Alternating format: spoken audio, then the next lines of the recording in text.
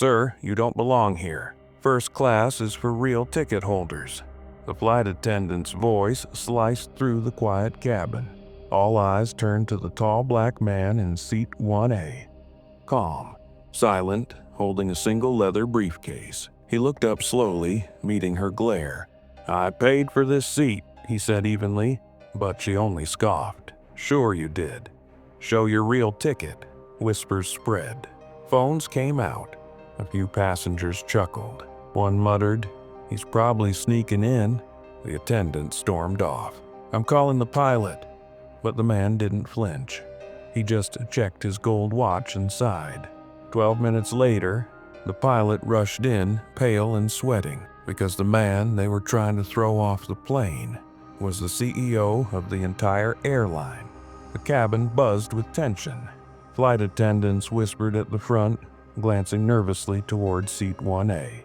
Marcus Williams sat perfectly still, his calm presence unsettling those who had mocked him moments earlier. Jessica, the senior flight attendant, returned with backup, another crew member and a supervisor. "Sir," she said louder this time, her tone dripping with authority, "you've been warned. If you don't provide proof of your ticket, you'll be escorted off this flight."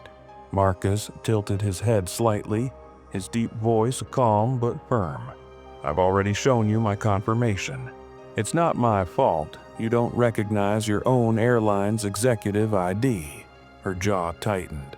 "Executive ID? Oh, please," she sneered. "You think we'll just believe you because you sound confident?"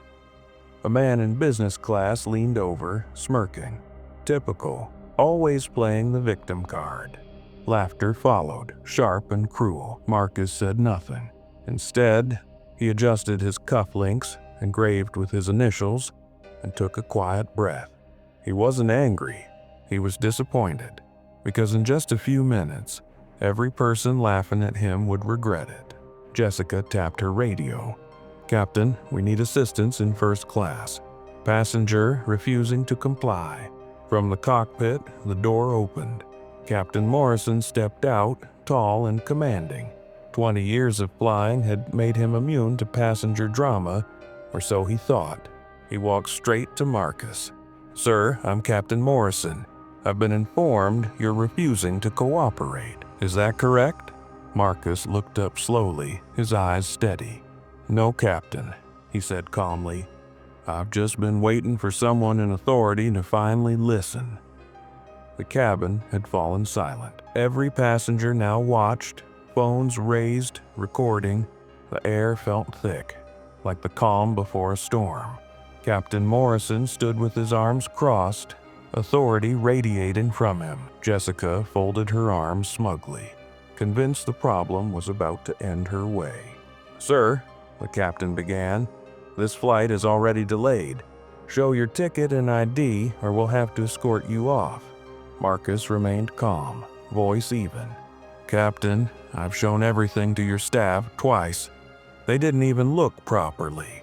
Jessica scoffed.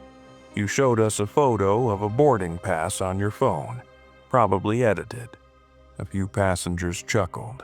The captain sighed. "All right, Mr. Williams, I'll check it myself." Marcus handed over his phone. The captain looked down and froze. The screen displayed an official airline clearance code, one only top-level executives possessed. But before he could speak, Jessica snatched the phone. "This is fake. Anyone can make this up." She turned her back, waving it toward the crowd. "See? This man's trying to scam first class." Gasps rippled through the cabin. Marcus closed his eyes briefly. He had promised himself to stay calm. Captain Morrison's patience snapped. "Ma'am, return the passenger's phone immediately." Jessica hesitated, but Marcus had already stood up, tall, composed. His voice cut through the air like steel. "Captain, allow me to clarify something."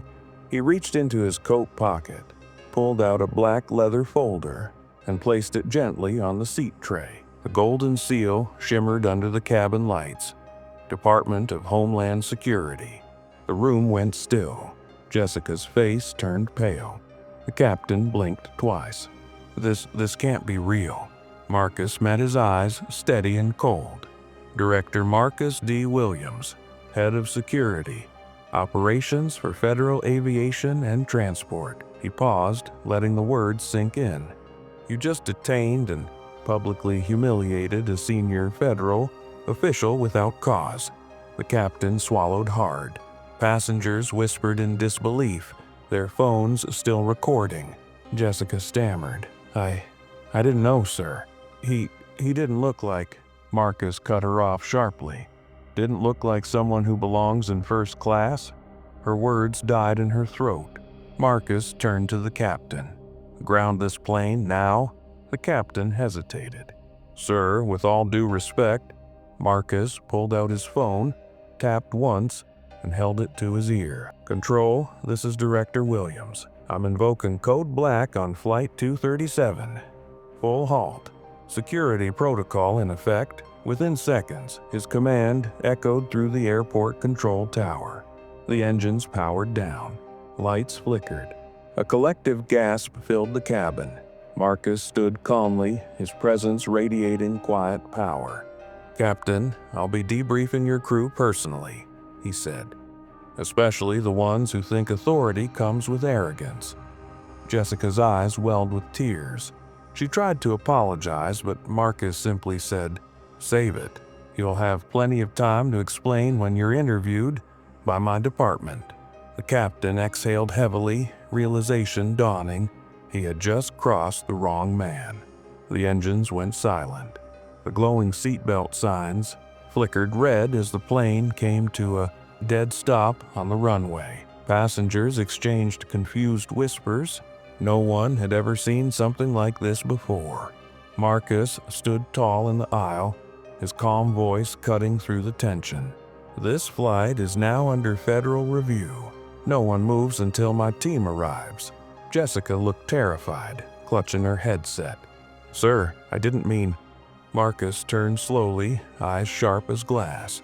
"You didn't mean to racially profile a passenger? To accuse someone of fraud without proof?" His words landed like thunder. "You represent this airline, and today you represented its ugliest side." The captain lowered his head, realizing how badly he had failed. Moments later, the cabin door opened. 3 men in black suits stepped in, badges flashing under the lights. "Director Williams," one said firmly. "Control confirms full protocol initiated." Passengers gasped. Some began clapping softly, recording every second. Marcus looked around the cabin, at every passenger who had judged him silently. Then he spoke with quiet power. "Never assume someone's worth by how they look. The moment you do, you expose your own ignorance." Jessica's lips trembled as 2 agents escorted her away. The captain saluted nervously, voice cracking. "Sir, I apologize." Marcus gave a small nod. "Apology accepted, but the lesson will stay." As he sat back down, the crowd applauded. For the first time, the plane felt lighter. Not because of altitude, but because truth had grounded arrogance. The plane finally lifted off again, but this time, silence filled the cabin. No one looked at Marcus with suspicion anymore. Only respect. Jessica's seat sat empty, her headset still lying where she dropped it. As the clouds passed outside, a young boy across the aisle leaned forward. "Sir," he said softly, "are you really the boss of all the agents?" Marcus smiled gently. "I'm the head of Homeland Security," he said. "But more than that, I'm someone who refuses to stay silent when dignity is attacked." The boy grinned. "My mom says people judge before they know you." Marcus nodded. "She's right. But the brave ones, they learn to see beyond skin, beyond titles, beyond fear." When the plane landed, the passengers waited for Marcus to leave first. Even the captain stood by the door, saluting him with tears in his eyes. "Sir, thank you for teaching me something no flight manual ever could." Marcus paused, his voice deep, calm, and full of purpose. "Respect is the highest altitude a person can reach. and once you lose it, you'll never fly right again. As he walked into the terminal, cameras flashed, news already spreading online. Headlines read, "Black Homeland Chief Teaches Airline a Lesson on Respect." The world saw the footage. Millions shared it. But Marcus didn't care for fame. He cared for change. Because sometimes justice doesn't roar.